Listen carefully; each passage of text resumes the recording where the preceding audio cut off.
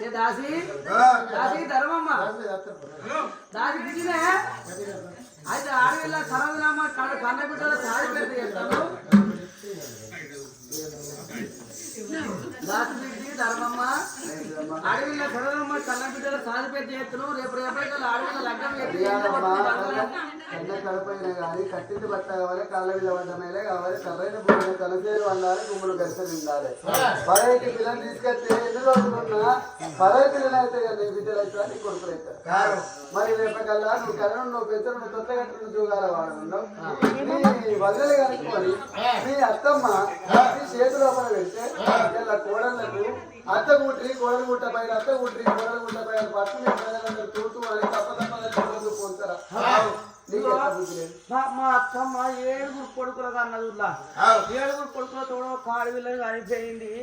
నామవాడు నన్ను అర్థం చేసుకు